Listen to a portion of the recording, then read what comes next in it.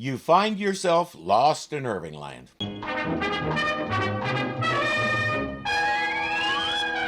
Last time, a giant fireball was about to explode on Penny, Will, and Professor Robinson.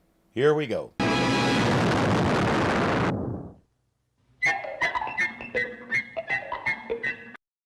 That was not nice. It's okay, kids. Looks like the force field saved our necks. So they were never in any actual danger from the fireball. I feel cheated. Well, we won't be making any noise around that propulsion unit for quite a while. What's the trouble? I was hoarding our fuel like a miser for all the good it did me. We're fresh out. Well, how did that happen? I wonder. They confront Smith, though what he would want with it is anybody's guess. Turns out that for once in his life, he really doesn't have any idea what they're talking about. I think I know what happened to that fuel. I must have used more than I realized on my... The shipwreck sailor experiments. I guess so. I guess nobody asked where he was getting the fuel for his experiments. Now they stand a good chance of being on this planet for the rest of their lives, unless they can find another source of radioactive fuel. John has an idea. What do you know about the fourth state of matter? And there's gas, solid, liquid, and Plasma. plasma. It can be extracted from ionized nuclei and electrons. Now, our problem is to expand the plasma process long enough so we can get enough power for our purposes. I thought you needed radioactive fuel. Plasma isn't necessarily radioactive. And even if it is, will matter in a plasma state work to power your atomic engines? I see. No, you don't. Make that two of us. He says he really doesn't understand it either, so at least we're all equally clueless.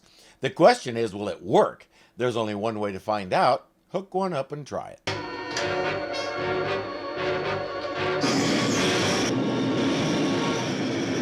It works! It works!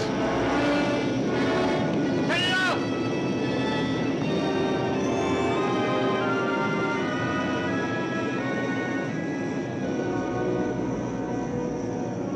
Now I'm thoroughly confused. This thing creates plasma by stripping free electrons out of basically anything, mainly the air. The plasma burns and acts as propellant. John said enough to take them anywhere in the galaxy. But they're supposed to have two gigantic atomic engines. How do they work? What kind of propulsion do they create and how? What does making a flamethrower have to do with atomic power? Do the atomic engines propel the ship, or does it need separate propellant for more traditional engines to get off the ground?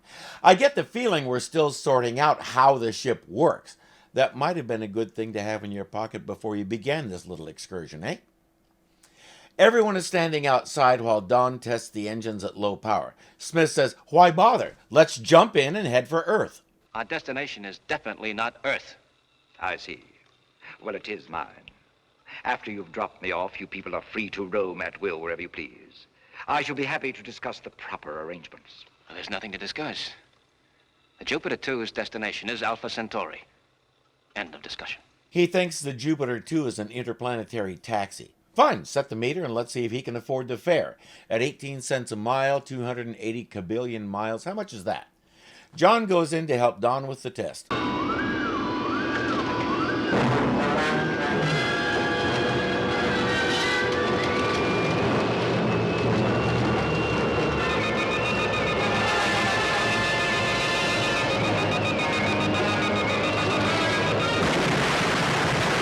I'm gonna say that didn't work. That didn't work. There's not enough power. We'll suggest building a small craft, a 1 or 2 person vessel, floated up on a balloon, and there should be enough fuel to get that into space. But what can they use that's tough enough for space? The reactor chamber. Sure, the reactor chamber. Maybe we could pull it out of the engine room and rebuild it. How big would that be? Big enough for 1, maybe 2. Oh, 2. By all means, 2. You and I, Major. I can't think of a more useless payload than having you along, Dr. Smith. No, Don will go it alone. It's all built, the balloon is in place, he'll head out first thing in the morning. Guess who has other plans? I take it that you're thoroughly familiar with what is necessary to release that bag of wind out there. Thoroughly familiar with bag of wind right here. When even the robot is making jokes about you, you're in bad shape. You see, suppose we use the command cast off. How would that be? What are you doing? Let me go, you ninny. You're hurting me. I'm not sure why the robot did that, but he didn't squeeze hard enough. Smith could still talk. I'm not sure I'll be able to say goodbye to you in the morning. Why not? She'll be too exhausted from saying goodbye to you for the rest of the night. It's funny how they're so careful to avoid any hint of impropriety, at least when the cameras are on. William the Nocturnal is coming out to check on their creation, which they're calling a raft.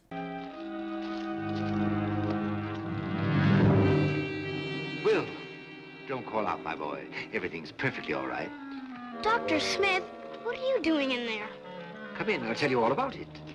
He starts spinning his usual line of nonsense, and as usual, Will is too trusting to call it a word he's probably not allowed to say anyway. Is everything okay? In perfect order. One minor check of the reserve atmospheric system, and everything will be ready for cast-off. You said cast off.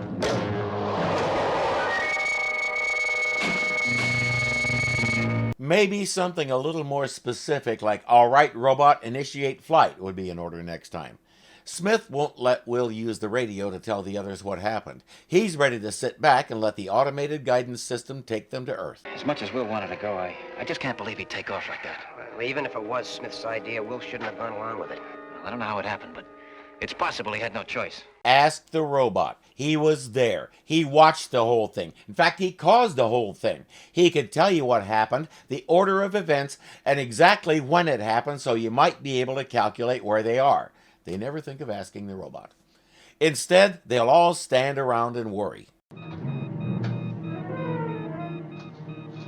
What's that? I don't know, but it's coming in awful fast. Let's get away from it. If I do that, it'll change our course and we'll never get anywhere. What do we do now? I thought you were the commander. Maybe they should be worrying. Smith couldn't command a hungry dog to eat a steak. It's a planet, A planet?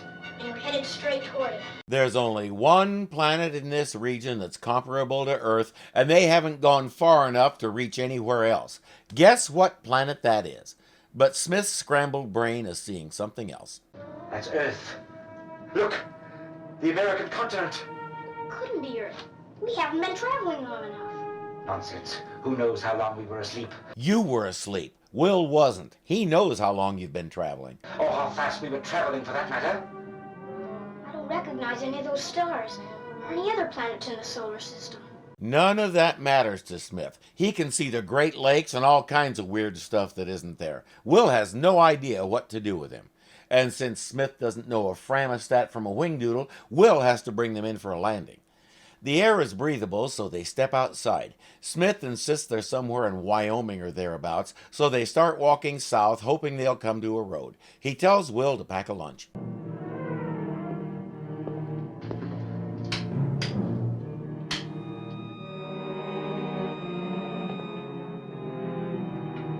I have a feeling Will knows what planet they're on, so he's set a beacon that his parents should be able to home in on. Now it's time to start Smith's March to Nowhere. We should have come to a highway by now. We've been walking for hours. This is a big country, my boy. Much of it still as it was when the buffalo roamed this prairie. I've never seen anything like that on a prairie. Not to mention, that is an animal of some kind. You can see it trying not to move. And I predict it will be coming after you. Dr. Smith, I don't think this leads anywhere. We're going south, aren't we? I guess so. Then all we have to do is keep going. It can't be more than a mile or two to the first signs of human habitation. There's a population explosion here, remember? Doesn't look like it exploded anywhere near here. They've wandered into a little box canyon. Better retrace their steps.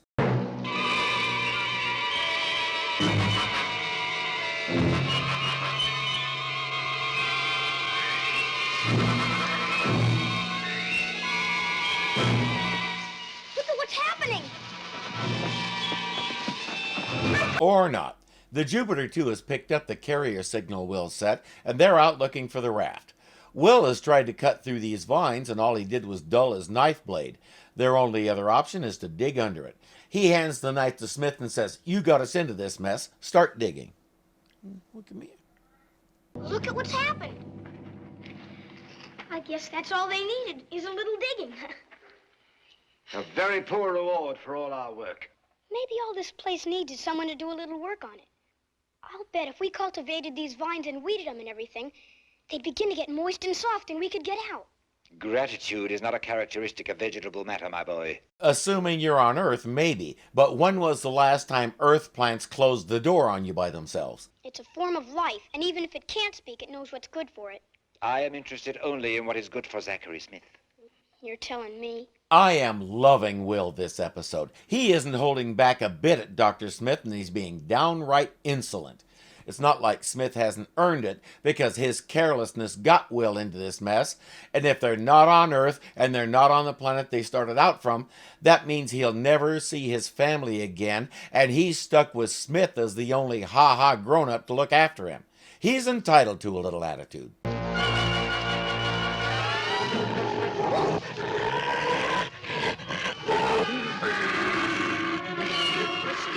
Back on Earth? Why, yes, my boy, we are in the wild outback of Australia, and that is a typical specimen of the Australian grass monkey. If we only had some kind of portable RDF gear, we could get a fix on it by triangulation. Say, wait a minute. How about the space theodolite? We ought to be able to get some kind of direction signal from that. I listened to this script at least 5 times and still couldn't catch what he said. I finally looked up the script and he said, space theodolite. No explanation, you're just supposed to A, catch what he said, and B, know what the heck a theodolite is. It's a surveying instrument with a precision scope on it. I'm not sure what a space theodolite is, but I get the feeling a theodolite is a visual instrument. How that's going to help them with a radio signal, we don't get to find out. And why we couldn't come up with something a little more believable and comprehensible than a theodolite, I would really like to know. Will has discovered that the more he digs their tunnel, the more the plants grow and flower and produce fruit. He's right, that creature wants them to stay here and tend his garden. They need to ask him why he can't do it himself. Don is going various places, helping John get a fix on where the signal is coming from using the theodolite. I do have to admit it's a fun word to say. Theodolite, theodolite, Like cranberries. I guess we could live on these a long time. That is until we find something else to grow. Have some. No, thanks. I'm unhappy here, so to get back at that creature that's keeping us captive, I'm going to refuse the food and then complain about being hungry later. It's what I'm good at. I guess I wouldn't mind staying here a while. A couple weeks or so anyway. If there were only some way of letting my mom and dad know I was all right. Is that all you can think about? Your parents? Yes. He's a 9-year-old boy. What do you expect him to be thinking about, his taxes? What are you doing? Why are you destroying them? Because of something you said. You said if we cultivated the vines, they'd become soft. Give me a hand. We'll be out of this in a minute.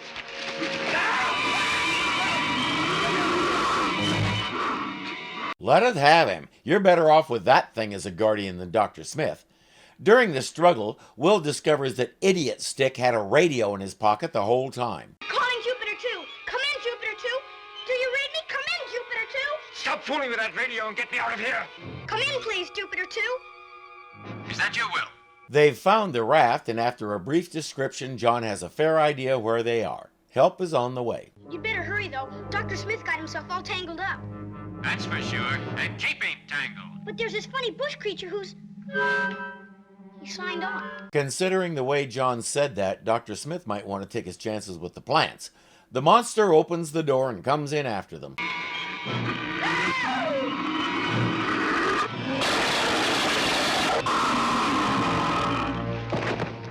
With the exception of Debbie, they have now killed every sentient creature they've encountered on this planet. They don't know what that thing wanted. They don't know it intended to harm them. It's possible it was ready to deal with Smith and leave Will alone, since it seemed to know who was good and who was bad. Are there more of them? Would they like a nice fresh Smith to eat? Since they knew nothing about that creature and its intentions, a better move might have been to fire a warning shot. If it didn't stop, a crippling shot. He was close enough to be that accurate. But our human instinct is always to kill, be it some strange alien creature or each other. I kept telling Dr. Smith we couldn't be on Earth, but he wouldn't believe me. And I made a good landing so Don won't have any trouble going back to Earth. I don't think that Don's going back to Earth. Why not? For the same reason you didn't. Not enough power. You went into an extended orbit around the planet, but you couldn't break free of its gravity. They went up, around a few times, and down. I'm reasonably sure that wasn't the plan. I knew it all along. I'll bet. You just knew the ship didn't have enough power, right? Right. And, where were you thinking of going? Just a little pleasure hop. I thought Will was deserving of it for his brilliant suggestion. I'm not sure why they keep letting him get away with stuff like that. Maybe it's too tiring to try and fact-check all of his rantings, I don't know. Anyway, they made a plan, Smith screwed it up, and they killed another local. That's enough for one day. We shouldn't be gone more than a couple of days. It's just a question of setting out the individual relays over the right area. It'll be like a giant dish antenna 20 miles wide. I still don't see why I can't go. What good would you do? We'd only have to keep looking out for you all the time. Well, that will do. Maybe next time, honey, huh? They head out in the chariot. Dr. Smith will stay behind to guard the females, or vice versa. Danger! Danger! Danger! You see something?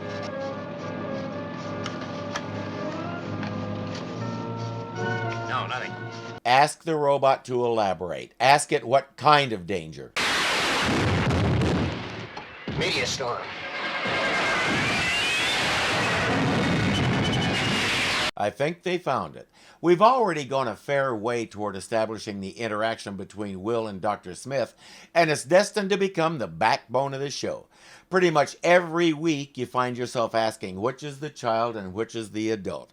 Even John and Maureen are already starting to move to the background. They and Judy and Penny almost become supporting characters. By the third season it got kind of formulaic, but we weren't tired of it. Why?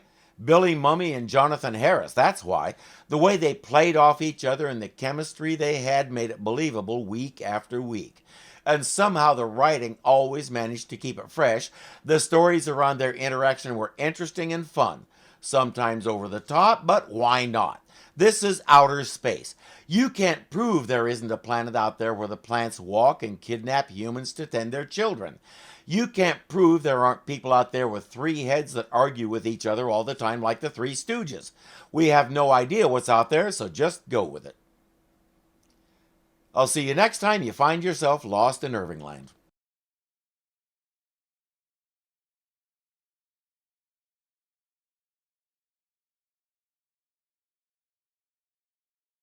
I finally looked up the script and he said, Space Theodolite. Take the teeth out for this one.